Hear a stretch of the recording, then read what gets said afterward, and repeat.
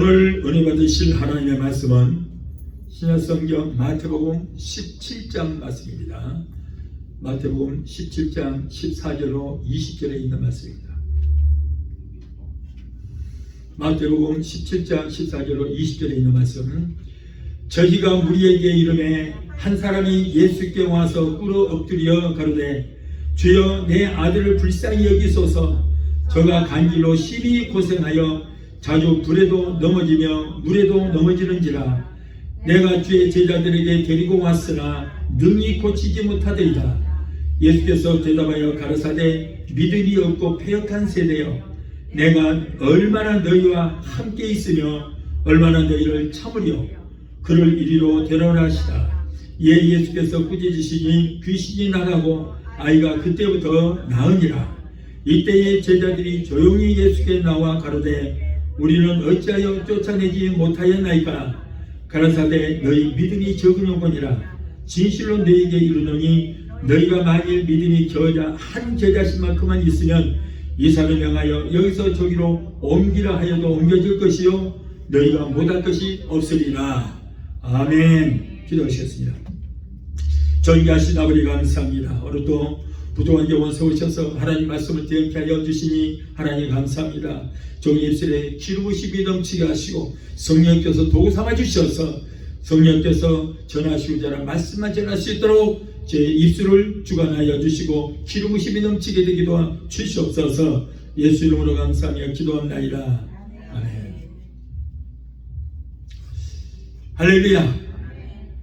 하나님의 은혜와 평강이 오늘도 그리스도의 몸된 교회에 나와서 마음과 뜻과 정성을 다하여 예배드리는 성도 여러분에게 하나님의 한량없는 은혜로 충만하게 되시기를 예수 이름으로 축원합니다. 오늘 마태복음 17장 14절로 20절을 본문에서 산을 옮길 수 있는 믿음이라고 하는 말씀으로 함께 은혜 받고자 합니다. 여러분, 오늘이 저는 그렇습니다. 저는 오늘이 내게 마지막 예배를 드릴 수 있는 기회라고 저는 생각합니다. 오늘이 항상 저는 그래요. 강대상에 설 때마다 오늘이 마지막 예배다. 왜냐하면 이후에 내가 어떻게 될지 모르기 때문에. 다음 주일날도 내가 이 강단에 서서 복음을 전할 수 있을 것인가? 장담 못하죠. 그래서 저는 오늘 이 시간에 내 이 시간이 마지막이라고 하는 마음 자세로 최선을 다해서 말씀을 증거합니다. 있는 힘을 다해서 에너지를 다 쏟아서, 그러다 보니까는 강계에 서서 푹푹 쓰러질 때도 있잖아요. 있는 힘을 다해서 저는 복음을 전합니다.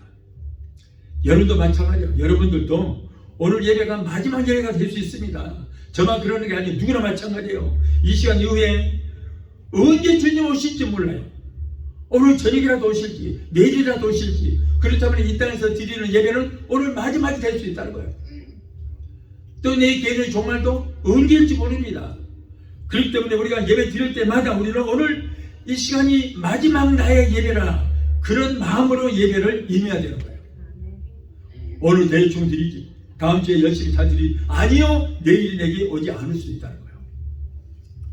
그래서 우리는 오늘 이 시간이 내 일생의 마지막 드리는 예배라고 생각하고 마음과 뜻과 정성을 다하여 최선을 다해서 여러분 예배에 임하게 되시기를 바랍니다. 성경 속에 기록된 모든 믿음의 사람들은 엄청난 고난 속에서 하나님을 만나고 고난 속에서 하나님의 역사를 체험했습니다. 믿음의 조상 아브라함 얼마나 많은 고난을 당했습니까? 이삭도 야곱도 요셉도 다니엘도 그리고 바울도 예수님의 모든 제자들도 얼마나 많은 고난을 당했습니까? 예수님이 우리를 구원하시기 위해서 십자가에 고난을 당하셨습니다. 가시관을 쓰셨습니다. 가시관을 쓰실 때 얼마나 고통스럽습니까? 가시로 만들고 관을 쓰고 로마 병정들이 그 가시관을 눌러버리니까 이마가 터지고 머리가 터져서 검붉은 피가 얼굴을 타고 흘러내렸습니다. 엄청난 고난을 당했습니다. 그리고 옆구리는 십자가를 달렸을 때 창으로 옆구리가 찔리고, 그리고 가죽 채찍에 깔꾸리가, 수간꾸리가 달려있고 납덩이가 달려있는 그 가죽 채찍으로 예수님 발가벗긴 몸에 맞을 때 얼마나 고통스럽겠어요. 이사야서 53장 5절에 그가 찔림은 우리의 허물을 인하며 그가 상함은 우리의 죄악을 인함이라. 그가 징계를 받음으로 우리가 평화를 누리고 그가 채찍에 맞음으로 너희는 나음을 입었다. 우리의 질고를 담당하시고 우리의 질병을 치료하시기 위해서 소리나되 매를 맞아서 온몸이 갈기 찢겼습니다. 우리를 위하여 예수님께서 당하신 그 고난은, 지금 우리가 아무리 어려운 고난을 당한다고 할지라도 예수님의 고난에 비교할 수가 없는 것입니다. 겟세마네 동산에서 체포되시고 밤새도록 가야바의 뜰에서 또 헤롯의 법정으로, 빌라도의 법정으로 끌려다니시고 또 온갖 수치와 모욕을 당하시고 십자가의 고난을 당하시기 위해서 당신이 달려야 할 십자가를 손수히 짊어지시고 골고다로 올라가셔서 결국에는 골고다에서 십자가에 달리셨어요. 십자가에 달리신 후에도 온갖 수치와 멸시와 천대를 받았습니다. 그러나 히브리서 12장 2절로 3절에 보면 우리 주님은 그 모든 고난을 인류의 구원을 위해서 참으셨다 그랬거든요. 저와 여러분들의 구원을 위해서 참으신 거예요.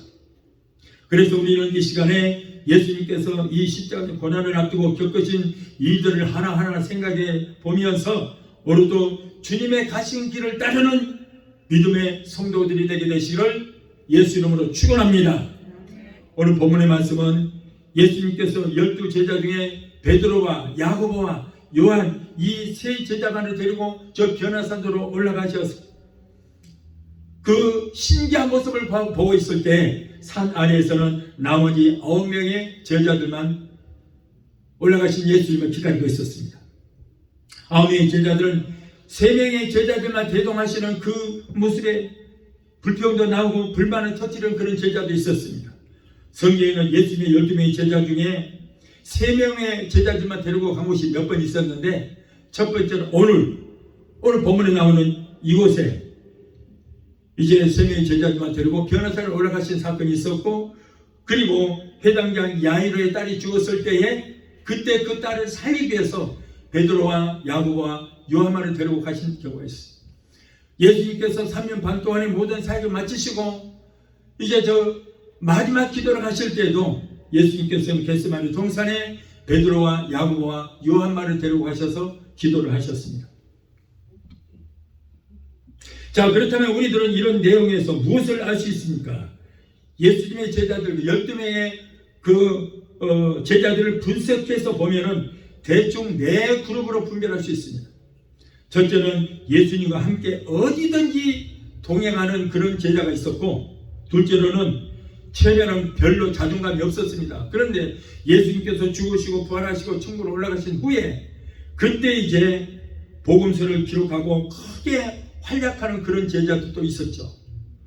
셋째로 제자들의 이름은 12명 중에 있는데 아무런 일도 하지 않은 그런 업적이 없는 그런 제자들도 있습니다. 네 번째로 가룟 유다처럼 예수님을 팔아먹은 그런 제자들도 있었습니다. 그러니까 여러분, 제자라고 해서 다 똑같은 제자가 아니라는 거예요. 교회 다닌다고 다 성도가 아니라는 거예요. 예배에 참석했다고 해서 다 은혜받는 것이 아니라는 거예요. 많은 우리가 모여서 같은 시간에 같은 장소에서 똑같은 본문 말씀을 가지고 똑같이 말씀을 듣고 하나님께 예배를 드려도 모든 사람의 예배를 다 하나님께서 받으신 것이 아니라 어떤 사람이 예배는 받으시고 어떤 사람이 예배를 받지 않으신다는 거예요. 여러분, 가인과 아벨이 제사를 드렸어도 아벨의 제사만 받으시고 가인의 제사를 받지 아니하셨다는 거예요. 우리도 마찬가지입니다. 오늘도 우리가 제가 조금 전에 말씀드렸다시피 오늘 마지막 예배가 될 수 있다는 그런 마음으로 마음과 뜻과 정성을 다하여 영과 진리로 예배 드리는 그 예배를 받으신다. 그 예배. 우리 모두의 예배를 받으시는 것이 아니고 예배는 각 한 사람 한 사람의 예배를 받을 수도 있고 한 사람 한 사람 예배를 받지 않을 수 있다. 예수님과 3명의 제자가 산으로 올라간 뒤에 9명의 제자들이 무료하게 기다리고 있었는데 한 가지 큰 사건이 생겼습니다. 남루한 옷에 머리와 얼굴은 상처 투성이가 되었고 사람의 몰골이 꼴이 아닌 한 소년을 앞세우고 많은 사람들의 무리들이 그 뒤를 따라왔습니다.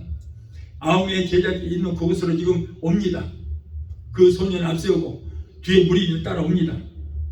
그런데 그 무리들 중에 한 사람이 나오더니 제자들 앞에서 이 아이는 내 아들로서 간질병으로 지금 심히 고생을 하고 있습니다. 그러므로 이 아이를 고쳐주시기를 바랍니다 라고 말했어요. 나는 그의 아버지입니다. 내 아이를 간질병에서 고쳐주세요. 이때 9명의 제자들은 같이 그래, 내가 3년 반 동안 예수님 따라다니면서 귀신도 쫓고 병도 고치고 죽은 사람도 살리는 모습도 다 보았어. 나도 그 정도는 할 수 있어. 할 수 있어. 내가 고쳐주지. 그리고는 서로가 고치겠다는 거예요. 여러분, 그런데 누구도 여러분 9명의 제자들이 예수님을 3년 반 동안 따라다녔지만은 기적을 일으킨 사람이 하나도 없어요. 한 사람도 이 아이를 고치는 사람이 없고 다 실패하고 말았어요. 따라온 무리들에게 큰 망신을 당했습니다. 내가 고칠 수 있다. 내가 고칠 수 있다 그랬는데 죽은 자도 살리시고 귀신도 쫓아내시고 온갖 병을 고치고 오병이의 기적을 행하시고 그랬던 예수님, 그런 예수님의 제자 정도라면은 이 어린아이에게 붙어있는 간질병 귀신 하나는 쫓아낼 수 있을 것이라고 따라온 무리들도 다 그렇게 믿고 있었던 거예요. 잔뜩 기대를 걸고 있어요. 그래, 예수님도 죽은 자도 살리고 온갖 귀신도 쫓고 병도 고쳤는데 예수님의 제자 정도라면 그 정도는 할 수 있겠지. 그래서 우리도 좀 구경 좀 하자. 그래서 간질병 아이가 이렇게 올 때에 그 무리들이 구경하기 위해서 이렇게 따라왔거든요. 그런데 9명의 제자들이 금방 쫓을 줄 알았더니 아무것도 하지 못하는 거예요. 큰 망신을 당했어요. 큰 조롱거리가 되었습니다. 자, 첫째로 그러면 먼저 이렇게 실패의 내용을 생각해 보도록 하겠습니다. 여러분, 사람마다 다 성공하기를 원합니다. 그러나 다 성공하는 것이 아니에요. 많은 경우에 실패하는 경우가 오히려 더 많습니다. 자기의 재능, 기술, 힘, 수단과 방법을 다해도 이렇게 성공하지 못하고 실패한 데는 어쩔 도리가 없는 거예요. 어쩌란 말이에요. 성경에 봐도 몇몇 실패하는 그런 사례를 볼 수가 있습니다. 성경에 보면은 모세는 혈기왕성한 청년일 때에 자기 백성이 고난당하는 것을 보고 애굽의 군인 하나를 그냥 쳐 죽여버렸어요. 의문이 나서 저 죽여버렸는데 그것이 탄로가 되어서 미디안으로 도망가서 40년 동안은 은둔생활을 했습니다. 실패자가 되고 말았던 거예요. 신랑을 맞이하러 미련한 5처녀는 기름을 준비하지 못했다가 신랑을 맞이하는 일에 실패를 했습니다. 베드로는 수제자로서 잘 지내다가 마지막에 예수님께서 잡히시던 날 밤에 내가 저자를 맹세하고 저주하고 맹세하노니 내가 결코 저자를 알지 못한다라고. 여러분, 처음에는 어땠습니까? 예수님, 내가 당신의 죽음의 자리에도 내가 함께 가겠습니다라고 자신만만하고 장담했던 그가 막상 예수님이 잡히자 내가 저주하고 맹세하노니 저자를 결코 하지 못한다. 비겁한 자가 되고 말았어요. 실패자가 되고 말았습니다. 오늘 본문의 말씀에 예수님의 제자 9명이 믿음이 없으므로 간질병이 걸린 이 어린 아이의 병 하나로 고치려 말해서 부끄러움을 당했습니다. 지난 3년 반 동안 열심히 예수님을 따라다니면서 실천신앙을 했잖아요. 말씀 듣기도 하고 복음을 듣기도 하고 또 어떻게 병을 고칠 때 예수님이 어떻게 하셨는가, 죽은 자를 살릴 때 어떻게 하셨는가, 귀신을 쫓을 때 어떻게 하셨는가. 자, 이걸 봐왔기 때문에 자기 자신들도 이 정도로 나도 할 수 있겠다는 거예요. 예수님 하는 거 보니까 별것 아니네. 나도 이 정도는 할 수 있겠다. 그리고 거기 따라왔던 사람들도 저 엄청난 기적을 행하시는 예수님의 제자들 정도라면 저 정도는 할 수 있겠지 하고 잔뜩 기대를 걸고 따라왔는데 9명의 제자들이 땀을 뻘뻘 흘리면서 이놈의 귀신아 나가라, 병마야 나가라. 9명의 제자들이 합창으로 소리 질렀지만은 여러분, 이 귀신은 제자들을 무시하는 것처럼 무시하고 있어요. 눈만 끔뻑끔뻑하고 꼼짝도 하지 않고 있으니 이게 무슨 망신입니까? 여러분, 많은 사람들이 신앙생활 하다가 마지막에 마귀의 유혹에 빠져 신앙생활을 실패하고 하나님을 떠나는 그런 경우가 많습니다. 오늘날 목사님들 중에 초반에는 나름대로 교회도 개척하고 열심히 해서 목회하기 성공하신 분들이 많습니다. 그런데 여러분 처음에 이렇게 중요한 것이 아니고 마무리가 중요한 거예요. 그런데 초반에는 그렇게 열심히 했던 분들이 마지막에 목회 마무리를 잘못하여 지금까지 했던 목회가 모두가 다 실패로 돌아간 분이 얼마나 많은지 몰라요. 그래서 결국에는 하나님께 버림받은 안타까운 일들이 한국에서 그렇고 미국에서 그렇고 너무나 많습니다. 여러분 인생살이도 마무리를 잘 지어야 되는 거예요. 젊어서 고생은 사서도 한다고 그랬어요. 마지막 마무리를 잘 지어야 되는 거예요. 성도들도 여러분 믿음 생활 처음에 잘한 것 아무 소용없어요. 우리가 천국 가는 건 옛날 믿음의 크레딧 갖고 천국 가는 거 아니거든요. 아무 소용없어요. 그거는 지금 마무리가 잘 돼요. 나이 먹고 죽을 모르게 그때 잘못해야 그 믿음 가지고 우리가 천국 가는 것이지, 옛날에 잘못했던 거 그 크레딧 가지고 우리가 천국 가는 거 아니라고 말이에요. 아무 소용없어요. 지금이요. 여러분 10명의 처녀 보십시오. 10명의 처녀가 기름 준비했어요? 안 했어요? 했잖아요. 믿음도 있었고 성령 충만했습니다. 그런데 밀어난 5 처녀는 믿음은 그대로 있는데 성령으로 기름 준비를 못했어요. 다 소멸되어 버렸어요. 결국에는 신랑을 맞지 못하잖아요. 그래서 여러분 우리는 신앙생활도 마무리가 중요한 거예요. 목사님들도 마찬가지입니다. 목사님도 그렇게 훌륭하셨던 분들이 마지막에 마무리를 잘못하여 결국에는 하나님의 벌을 받은 자들이 얼마나 많은지 몰라요. 세계교회협의회, WCC나 NCCK, WEA 같은 종교, 이 다원주의에 빠져서 하나님을 배신하고 하나님께 버림받은 목회자들이 얼마나 많은지 몰라요. 작은 교회 목사님들은 안 그래요. 그런 사람이 없어요. 별로. 그런데 큰 교회 목회에 성공했던 목사님들이 교세가 크고 그러니까 교만이 들어가서 다원주의를 섬기고 예수 외에도 구원이 있다는 거예요. 그래서 이들은 모든 종교는 모두 다 똑같은 하나님을 섬기고 있다. 하나님 그러니까 다 똑같다. 하나님 한 분이다. 똑같다. 그리고 통일교도 안식일교도 몰명교도 다 하나님을 섬기기 때문에 다 우리의 형제요 자매다. 이들은 모든 종교는 모두가 같은 하나님을 섬긴다고, 그래서 모두가 한 형제 자매라는 거예요. 이슬람교도 하나님 섬기지 않느냐? 그러면 이슬람교도 우리 형제다. 차별금지법을 속히 만들어서 우리 모두가 하나님은 자들은 모여서 우리 함께 하나님께 경배해야 된다. 이렇게 가르쳐요. 여러분 이슬람이 믿는 하나님이 우리 믿는 하나님과 같을까요? 우리가 믿는 하나님하고 이슬람이 믿는 하나님은 다릅니다. 이슬람이 믿는 하나님은 초승달 하나님이에요. 초승달을 믿어요. 초승달이 그들의 하나님이에요. 초승달이고 하나님이라고 믿고 있는 거예요. 그래서 여러분 이슬람교를 국교로 하는 그 종교들, 그 나라도 보십시오. 국기가 있잖아요. 전부 초승달에다가 별이 하나 딱 그려져 있어요. 그게 그들의 하나님인 거예요. 우리는 야훼 하나님을 믿잖아요. 야훼 하나님, 여호와 하나님. 여호와라는 뜻이 뭡니까? 스스로 계신 자. 하나님은 뭐예요? 전능자. 그래서 스스로 계신 전능하신 하나님을 믿는 게 우리는. 그런데 그들이 믿는 하나님은 초승달 하나님입니다.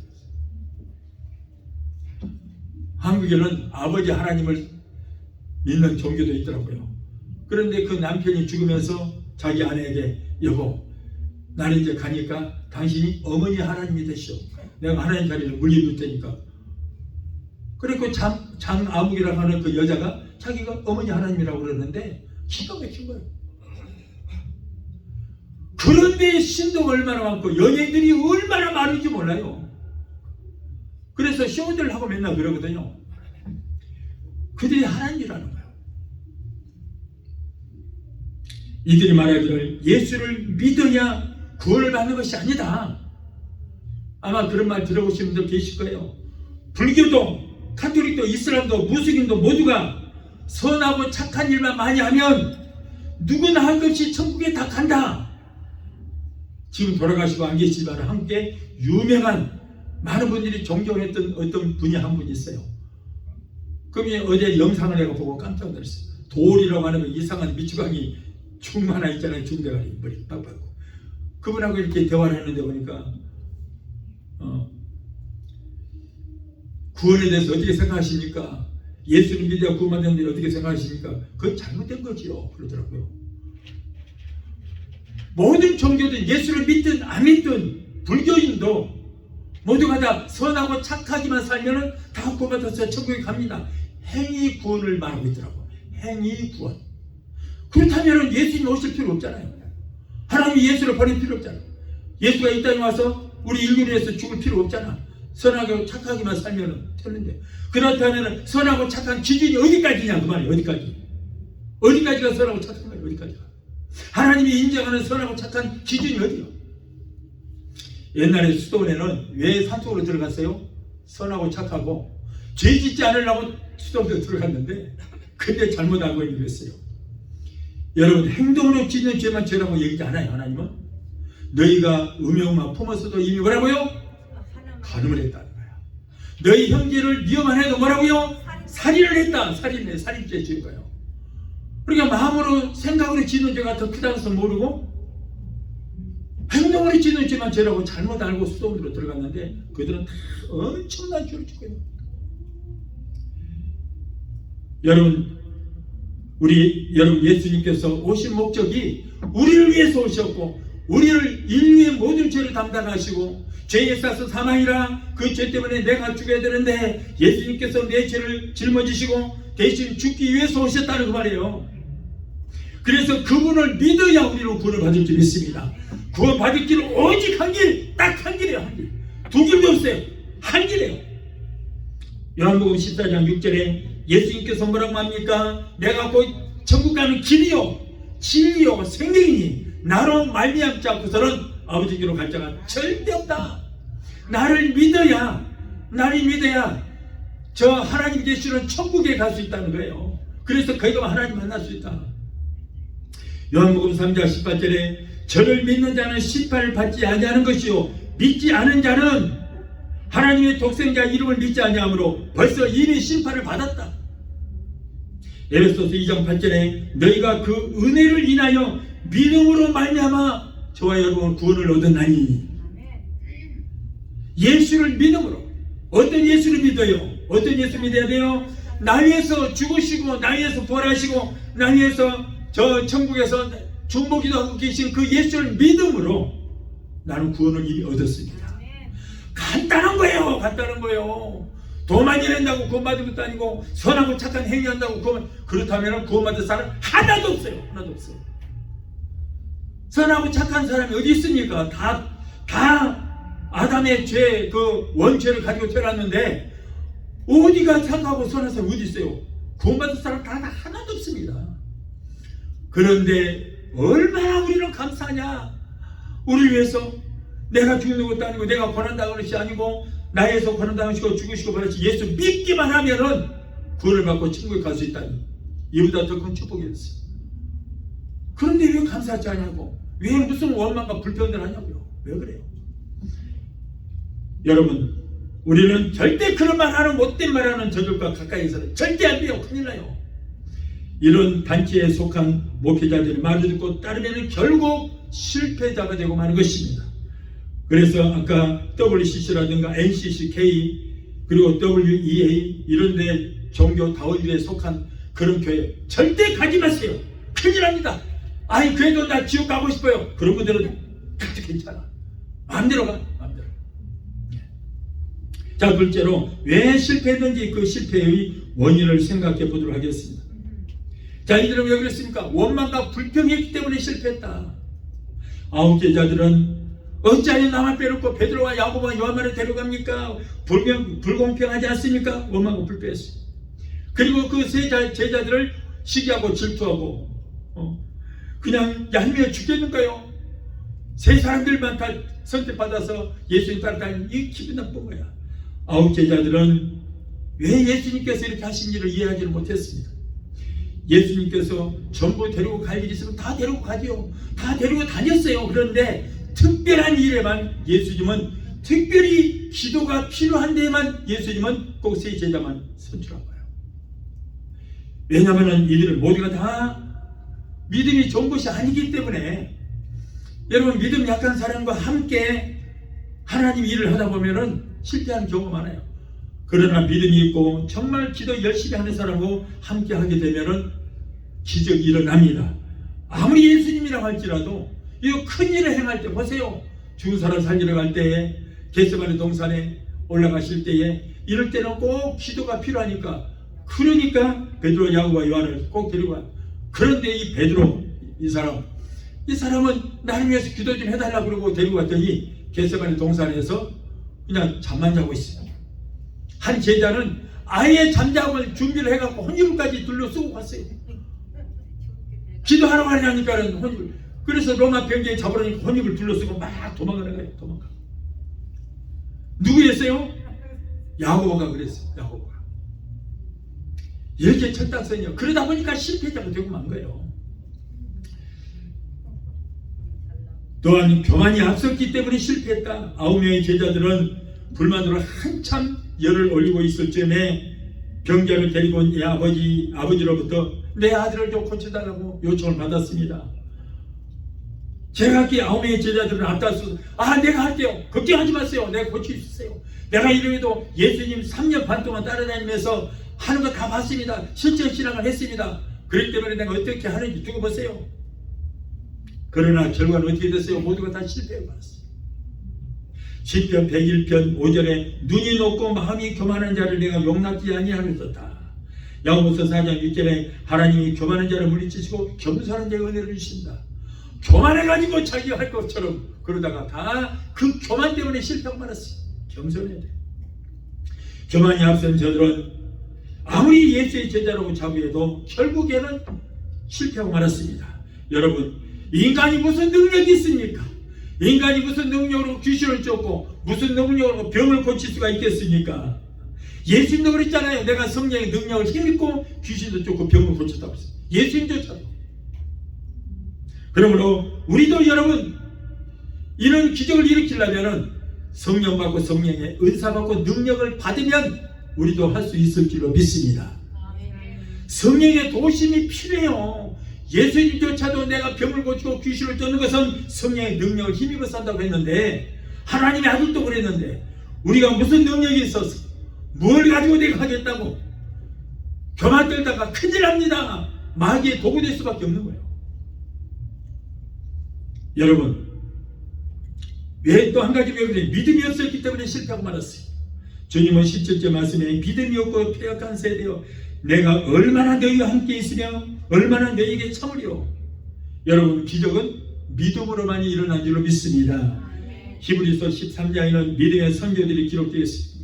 영과 진리로 제사 드리는 아벨의 그 제사를 받으셨고, 죽음을 보지 않고 하늘로 올린 에녹이라든가, 방주를 예비하여 자기의 7, 8 가족을 구원했던 그 노아, 또 믿음으로 고향을 떠난 아브라함, 잉태치 못하고 90살에서 아기를 생산하게 된 이 사라, 이 모두가 뭡니까? 바로 믿음으로 이런 좋은 결과를 나타냈다. 믿음으로 모두가, 믿음의 사람들이에요.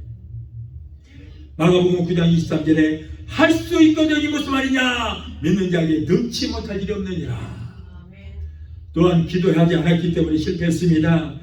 마가복음 9장 28절 29절을 보면은 제자들이 조용히, 너무 창피해요. 그래서 조용히 예수님께 물었습니다. 귀에다 대고, 예수님, 우리는 어찌하여 이렇게 실패했습니까? 그랬더니 예수님께서 기도 외에는 다른 것으로는 이런 종류의 기적이 일어날 수 없느니라. 예수님은 가이사랴 빌립보에서 주는 그리스도시요 살아계신 하나님의 아들이시다라고 하는 이 베드로의 고백을 듣고 나서 예수님께서 너무 기분이 좋아서 칭찬하시기를, 내가 천국 열쇠를 네게 주리니 네가 땅에서 무엇이든지 매면 하늘에서 맬 것이요 네가 땅에서 무엇이든지 풀면 하늘에서 풀리리라 말씀했습니다. 자, 이때 말씀하신 천국 열쇠를 내가 네게 주겠다. 그러면 천국 열쇠가 뭘까요? 기도의 능력을 말하는 거예요. 기도의 능력인 것입니다.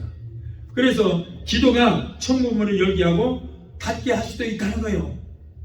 여러분, 오늘날 기도도 그렇습니다. 우리가 우리 입술에서 정말 부정적인 말을 하면 큰일 납니다. 아까 말씀에 그랬잖아요.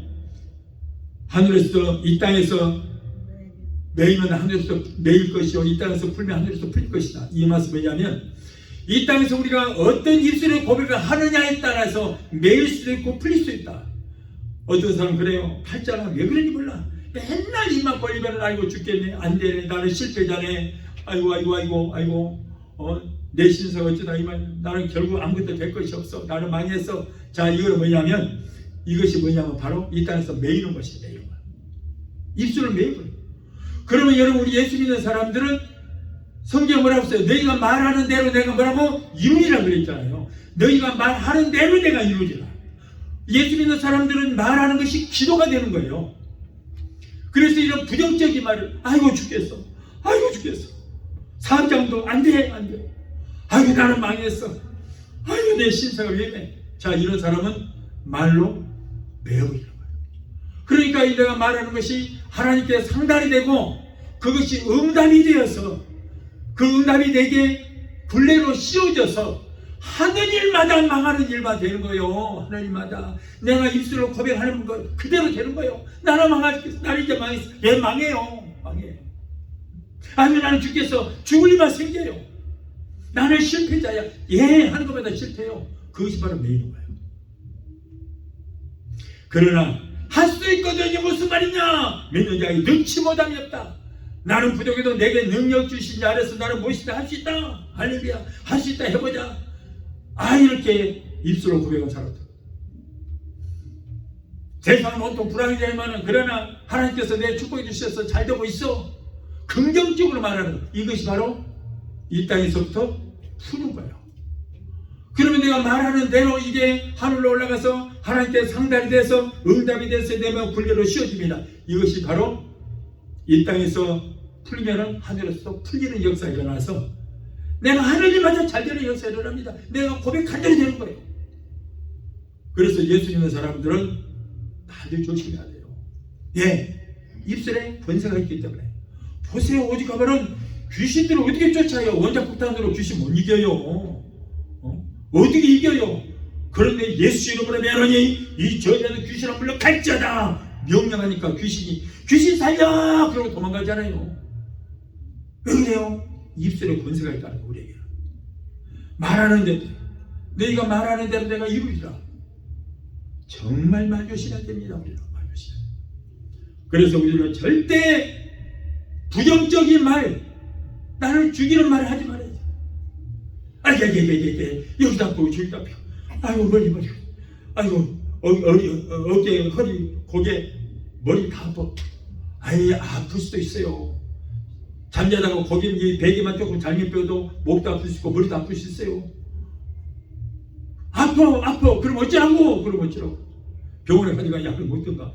머리 아프면 병원에 가서 수술 좀 하든가. 안 아프게.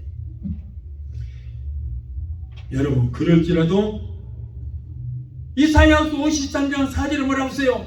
예수님께서 우리의 질고를 지시고 어제 제가 채찍에 맞음으로 나음을 뭐라고? 입었다. 이미 입었어요. 지금 아픈 것은 내게 있는 질병이 아니고 허상이야, 허상. 그러므로 원망하고 불평하고 에게게게 할 것이 아니라 예수 이름으로 내노니 예수님께서 나를 위해서 채찍 맞으심으로 나는 나음을 입었다. 내게서 지병 따라갈지어다. 내게 서상은 따라갈지어다. 입술의 권세로 명령하시라고. 예수 믿는 것이 뭔지도 모르고 그게 예수 믿는 거예요. 말씀을 믿는 것이 예수 믿는 거예요. 예수가 보여요? 어디 있어? 말씀을 믿는 것이요. 말씀을. 그래서 말씀대로 행하면 되는 것입니다. 아멘? 적어도 우리 교회 성도 그 정도는 돼야 돼요. 그래야 베데스다 20개 성도 자격이 있는 거예요. 그것도 모르고 맨날 마귀한테도 지고 에게게게게게 안 돼요. 그거는 잘못된 거예요. 맨날 우리 할머니 나 어려서 보면은 할머니 치고 있어요. 그분 이름을 모르니까 우리 할머니한테 그래. 할머니, 에게게 할머니 아직 안 오셨어? 그 이름이 에게게 할머니야. 에게게 비올란가 봐. 에게게 허리도 아프고 다리도 아프고 맨날 애게게게 아프다는 소리밖에, 내가 그분에 대해서 인식이 아프다는 소리밖에 들은 게 없어요. 애게게게 아파요. 그러니까 맨날 아파. 내 믿음대로 될지어다. 그러니까 더 아파요. 이제 안 아픈 데까지 더 아파버려요. 예수 믿는 사람은 그렇게 사는 거 아닙니다. 천국이 여기 있다 저기 있다 그것이 아니라 내 마음에, 이미 내 마음 안에 천국이 임하 있는데 뭐 천국에 아픔이 있어요? 슬픔이 있어요? 그런 거 없어요. 그래서 아픔이 있으면 예수 이름으로 명령해서 쫓으라 말이에요. 그건 내 것이 아니니까. 내 것이 아니에요. 속지 말고 쫓아버리세요. 자, 예수님께서 또 계시지 않아서 실패를 했습니다. 예수님께서 만일에 그곳에 계셨더라면 처음부터 그런 일은 일어나지 않았을 것입니다. 예수님께서 저 변호사에 올라가시고 안 계시기 때문에 9명의 제자들의 실패의 일이 일어났어요. 예수님께서 계시지 않은 인간들만에 모이면은 항상 여러 가지 부작용이 생기고 문제가 터지기 쉽습니다. 예수님께서 오병이의 기적을 행하신 후에 이제 즉시 제자들을 재촉을 해서 너희들은 저쪽 배 타고 가서 거기서 기다리라. 나는 여기서 기도하고 너희 있는 쪽으로 가겠다. 그리고 예수님께서는 이제 제자들을 먼저 보내고 그리고 기도하고 계시는데 영적으로 영안을 딱 뜨고 보니까 예수님 제자들이 좀 죽게 생기는 거예요. 갈릴리로 건너가고 있는데 갑자기 유라굴로 갔던 태풍이 불어오더니 파도가 생기고 그래서 제자들이 막 난리가 났어요. 죽겠다고. 예수님 지금 영적으로 보고 계시는 거예요. 그러니까 제자들 아이가 죽겠다. 난리가 났어요. 소동이 일어났습니다. 그래서 예수님께서는 부랴부랴 제자들이 있는 곳으로 밤 사경에 우리 시간으로 새벽 3시에요. 그때에 예수님께서 바다 위를 그냥 처벅처벅 걸어서 막 뛰어갔어요. 그렇게 오시는 모습을 보고 제자들은 아이고 유령이다 그러고 무서워서 우리가 풍랑이 문제가 아니고 저 유령이 온다. 유령 때문에 죽겠다 그런 거예요. 그럴 때 예수님께서 안심하라. 내 일 두려워하지 말라. 여러분 이렇게 예수님께서 계시지 않는 배는 풍랑이 올 수 있습니다. 이때 예수님께서 바다야 잔잔하라 파도야 멈춰라 명령하시니 언제 그러냐는 듯이 바다가 잔잔해지고 파도가 딱 멈췄습니다. 이처럼 오늘날도 우리가 예수 그리스도를 우리의 심령에 모시지 않으면은 여러분 인생에 파도가 밀려오게 되지만 그러나 이 심령에 예수님을 모시고 살면은 예수님께서 모든 문제의 풍랑을 다 막아주시게 될 줄 믿습니다. 또한 제자들이 성령 세례를 받지 못해서 그리고 성령의 권능을 받지 못했기 때문에 이들에게 실패가 왔다는 거예요. 성령 충만히 받고 성령께서 주시는 은사와 권능을 받으면 여러분 무엇이든지 이길 수 있고 무엇이든지 가능합니다. 사도행전 10장 38절에 하나님이 나사렛 예수에게 성령과 능력을 기름 붓듯 하셨음에 저가 두루다니시며 착한 일을 행하시고 그리고 마귀에 눌린 모든 자를 고치셨으니 이는 하나님이 함께 하셨습니다 그랬어요. 예수님도 하나님께서 성령과 능력을 기름 붓듯 하셔서 이런 기사와 이적을 일으켰었습니다. 예수님께서 제자들에게도 뱀과 정거를 밟으며 원수의 모든 능력을 제할 것을 내게 주었다. 다 줬어요 예수님께서. 뱀과 정거를 밟으며 그러니까 마귀들을 쫓을 수 있는 권능도 주셨고 병자도 고칠 수 있는 권능을 다 주셨습니다. 그런데도 불구하고 제자들은 그 권능을 받았음에도 불구하고 나약하고 영적으로 너무 나약하고 두려웠어요. 고린도전서 10장 7절 10절을 보면 각 사람에게 성령이 나타나시면 유익하게 하려 하심이라.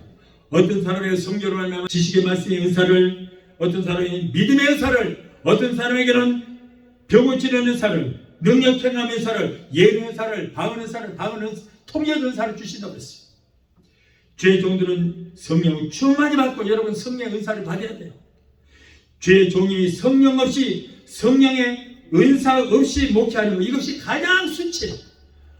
그래서 미국 교회에서는요 목사님들이 다른 목사님들 욕할 때 에라이 성령 없이 목회하라 그래. 그것이 가장 큰 수치라는 거예요. 목사가 성령 없이 목회하라면 성령에 붙들려서 성령이가 동역자가 돼서 목회를 해야 되는데 성령 없이 목회하라. 네 힘으로 해라. 뭐가 되겠어요? 아무것도 할 수 없는 거예요. 사랑하는 성도 여러분, 오늘의 우리들도 마찬가지예요. 성령 없이 살다 보면은 인생의 실패자가 되고 마는 것입니다. 좌절밖에 남은 것이 없게 되는 것입니다. 이제부터 성령 하나님을 모시고 날마다 성령 안에서 승리하는 여러분이 되시기 바랍니다. 성령님을 인정하고 환영하고 모셔두고 의지하고 성령님을 사모할 때 바람같이 불같이 생수같이 내게 충만하게 임하실 때에 내가 기적이 일어나고 성령께서 나를 도구로 사용해 주셔서 놀라운 역사가 일어나게 될 줄로 믿습니다. 마지막으로 셋째로 산을 옮길 만한 믿음은 작은 겨자씨 믿음이다. 큰 믿음도 아니에요. 겨자씨 같은 믿음만 있어도 이 산을 명하여 바다에 던지라 명하고 믿음의 그들 되리라. 예수님의 9명의 제자들이 실패한 원인을 예수님께 창피하니까 크게도 못 물고 사람들 볼까 봐서 귀에다만 살짝 얘기되고 묻습니다. 예수님, 우리가 어찌하여 우리는 이런 아무런 기적이 일어나지 않습니까? 이럴 때 예수님께서 내가 진실로 진실로 내게 이른다. 너희가 만일 너희에게 겨자씨 하나만큼의 믿음만 있어도 이 산을 명하여 저 바다에 던지라 명하고 그대로 믿으면 그대로 된다 하는 거예요. 그런데 겨자씨 하나만한 믿음이 없어서 그 어린아이에게 들어있는 귀신 하나도 쫓지 못한다. 여러분, 겨자씨는 씨앗 중에 잘 보이지도 않을 만큼 가장 작은 것인데 그 땅에 묻혀서 자라게 되면은 새들도 거기에 깃들 수 있고 사람들이 지나가다가 그늘도 그늘 밑에 쉬어서 갈 수 있는 것입니다. 그런데 아무리 좋은 씨앗이라도 그 씨앗만 있다고 여러분 그 씨앗이 자랄 수 없는 거예요. 반드시 흙이 있어야 되는 거예요. 마태복음 13장에는 씨 뿌리는 자의 비유가 있습니다. 땅에 묻히지 못한 씨는 싹이 나지를 못하고 새들이 먹어버리든가 혹은 싹이 나고 이제 길어 나와도 금세 말라버리든가 그렇지 않으면 죽을 수밖에 없다는 거예요. 성령께서 은사로 주시는 믿음의 은사 믿음, 이 믿음이 겨자씨 하나만한 믿음만 있어도 여러분 우리에게 놀라운 축복과 기적의 역사가 일어나게 될 줄로 믿습니다. 예수님은 70명의 제자들 둘씩 짝을 지어서 이제 전도하러 보냈습니다. 보낼 때 누가복음 10장 19절에 70명의 제자들에게 내가 너희들에게 뱀과 정갈을 밟으며 원수의 모든 능력을 제할 권세를 주었어요. 엄청난 능력이에요. 그랬더니 저들이 갔다 와서 오는 소리가 저들이 나중에 돌아와 보고를 하는데 기뻐 돌아와 이르되 주여 주의 이름으로 귀신을 또 떨고 우리에게 항복하되이다. 문제는 지금 내게 겨자씨만한 믿음이라도 있는가 없는가 그것이 중요하다는 거예요. 아무리 예수님께서 내게 뱀과 정갈을 밟으며 원수의 모든 능력을 제할 권세를 주셨어도 내게 성령께서 주시는 은사 믿음의 은사가 없으면 아무 소용없는 거예요. 예수님께서 내게 아무리 큰 권능을 주셨어도 그것을 사용할 수 있는 것은 바로 성령으로 말미암습니다.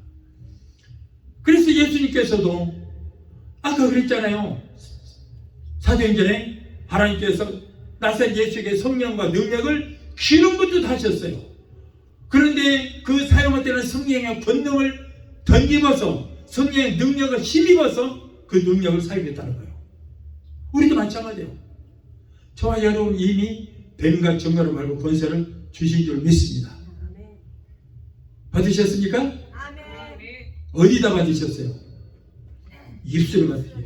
입술의 권세. 입술의 권세. 그런데 입술의 권세, 이 권세를 사용하려면 성령께서 서로 잡힌 게 있어야 돼요. 성령의 권력을 힘입어야 되는 거예요. 그래서 사모하는 거예요. 이 말씀은 믿음이 지극히 작은 믿음이라도 성령께서 주시는 은사 믿음의 은사가 있어야 하나님의 뜻을 이룰 수 있다는 것입니다. 그러므로 여러분 지극히 작은 믿음의 불씨라도 절대 꺼뜨리지 마시고 그 불씨를 일으키게 되시기를 바랍니다.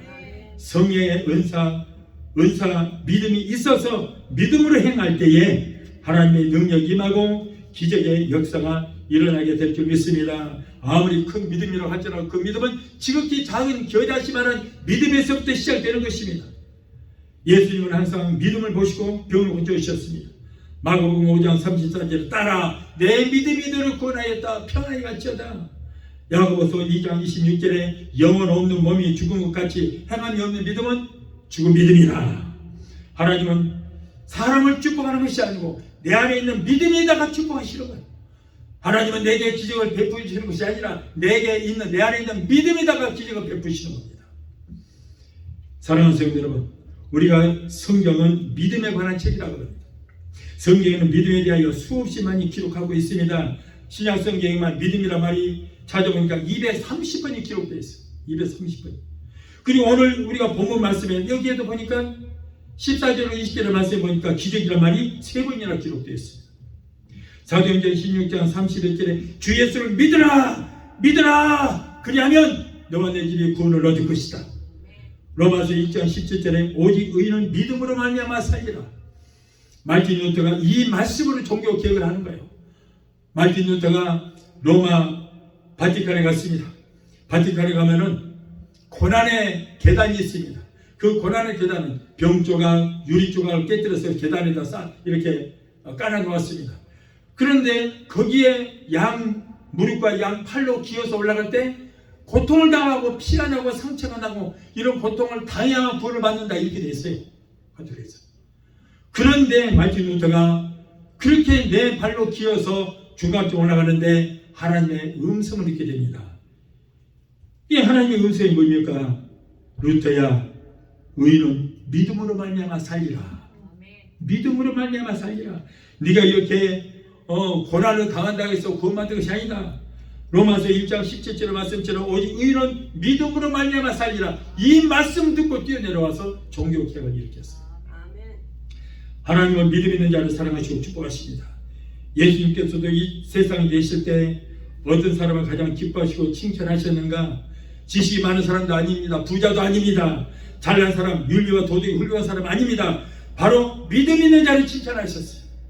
그리고 병자를 고칠 때도 병자가 본인의 믿음이든가 그들의 가족의 믿음이든가 아니면 같이 동행했던 그 친구들의 믿음이든가 이 반드시 믿음을 확인하시고 고쳐주셨습니다. 예수님께서 가버나움에 가셨을 때에 가버나움 동네 갈릴리 호수 북쪽에 자리 잡고 있는 이제 마을이 하나 있습니다. 그곳에 주재하고 있던 로마의 백부장이 예수님께 찾아서 간구합니다. 주여, 내 하인이 중풍으로 집에 누워서 몹시 괴로워하나이다. 고쳐주시옵소서라고 했을 때에 예수님께서는 내가 너희 하인을 이 멀리 있는데도 고쳐줄 거 믿느냐? 예, 믿습니다. 그랬더니 예수님께서 이스라엘 사람 중에서도 이만한 믿음 있는 자 내가 보지 못하였다. 그러면서 내 믿음대로 택지에다 하시니 그 즉시로 멀리 집에 있는 하인의 병이 깨끗하게 고침받는 역사가 일어나게 되었던 것입니다. 그래서 우리 예수님은 항상 믿음 있는 자를 이렇게 축복하시고 믿음 있는 자와 함께 일을 하시는 것입니다. 여러분, 그래서 믿음 있는 자는 항상 추진력이 있고 앞으로 나갈 수 있고 또 신앙도 날마다 새롭게 성장하지만은 믿음 없는 사람들은 10년 전이나 20년 전이나 변함이 없어요. 변함이 없어요. 앞으로 전진하지 못하는 안진뱅이 신앙입니다. 반신불수 같은 신앙, 기형적인 신앙, 이런 사람은 종교에는 불과해요. 하나님이 그런 신앙을 모시고 얼마나 탄식했어요. 자녀들이 그랬잖아요. 자녀들도 여러분 태어나고 젖을 먹이고 그러면은 쑥쑥쑥 잘 자라고 건강하게 잘 자라야 부모가 기쁜데 그렇지 않고 맨날 10살, 20살 먹어도 어린아이 똑같다고 하면 마음이 얼마나 아프겠어요. 하나님께서 우리 믿음이 자라지 않고 어린아이 같은 신앙을 가지고 있으면은 오래 세월 신앙생활 해도 그대로 있으면 얼마나 슬퍼하시겠냐고. 얼마나 마음 아프시겠어요. 그래서 예수님도 너희 믿음이 뜨겁든가 차든가 그렇지 않으면 내가 미지근하면 토해 내버릴 것이다 말씀했어요. 여러분, 이 마지막 말세를 당한 이때에 믿음이 있는 성도들이 되게 되시길 예수 이름으로 축원합니다. 믿음은 성도들의 자원입니다. 믿음이 없이는 하나님을 기쁘시게 할 수도 없고 천국에 들어갈 수도 없습니다. 아무쪼록 오늘 이 시간 예배드리는 성도 여러분들은 믿음이 충만하여 모든 환난이나 시험도 이기고 주님이 주신 사명을 충성되이 감당하는 성도가 되어서 하나님께 영광을 돌리며 믿음으로 병들고 연약한 육신 병든 혼도 치료받으시며 주님께서 기뻐하시는 성도가 되게 되시기를 예수 이름으로 축원합니다. 믿음의 성공자가 되게 되시기를 예수 이름으로 축원합니다. 찬양 한 곡 하시고 기도하시겠습니다.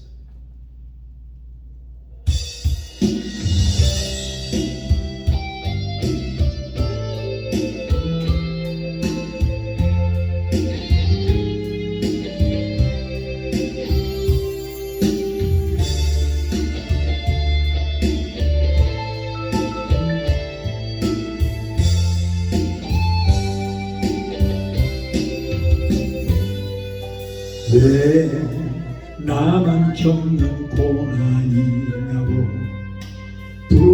불평하지 마세요. 고난의 뒤편에 있는 주님이 주실 축복 미리 가면서 감사하세요. 너무 견디기 힘든 두려움 이 순간에도 주님이 일하고 계시잖아요. 남들은 지쳐 앉아 있을지라도 당신만 일어서세요. 힘을 내세요. 힘을 내세요. 주님이 손잡고 계시잖아요. 주님이 나와 함께함을 믿는다면 어떤 역경도 이길 수 있잖아요. 왜 이런 슬픔 찾아왔는지 원망하지 마세요. 당신이 잃은 것보다 주님께 받은 은혜 더욱 많으네 감사하세요. 아멘. 너무 견디기 힘든 지금 이 순간에도 주님이 일하고 계시잖아요. 남들은 지쳐 앉아 있을지라도 당신만 일어서세요. 힘을 내세요. 힘을 내세요. 주님이 손잡고 계시잖아요. 주님이 나와 함께함을 믿는다면 어떤 고난도 견딜 수 있잖아요. 기도하시겠습니다. 걸어가시고 존귀하신 하나님 아버지, 오늘도 우리는 참으로 귀한 말씀, 위로의 말씀 주신 것을 감사합니다. 오늘날 한 짝도 내다볼 수 없는 불안정대 이 시대를 살아가는 우리 여러분, 우리에게 하나님 성령의 능력이 필요합니다. 사랑을 옮길 수 있는 믿음이 필요한 이 시대를 우리는 살아가고 있습니다.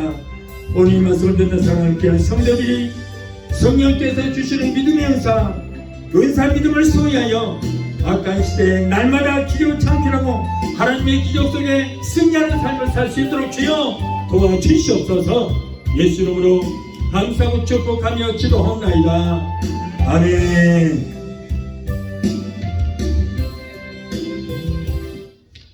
지금은 우리를 죄에서 권하신 우리 주 예수 그리스도의 그 무한하신 은혜와 아들까지도 아끼지 아니하시고 우리를 위해서 내어주시기까지 우리를 사랑하시는 아버지 하나님의 그 극진하신 사랑과 보혜사 성령님의 내주 교통 충만 역사하심의 은혜가 오늘 주일에 참석하여 말씀으로 은혜받고 돌아가는 귀한 성도들의 가정과 가족과 직장과 사업장과 자녀들과 성악과 모든 범사에 오늘 영상을 통해 함께 은혜의 자리에 참여하는 사랑하는 귀한 성도들의 가정과 가족과 직장과 사업장과 자녀들과 성악과 모든 범사에 각자 섬기는 교회 위에 베데스다 수봉교회 지금부터 영원토록 함께 하시기를 간절히 축원합나이다. 아멘.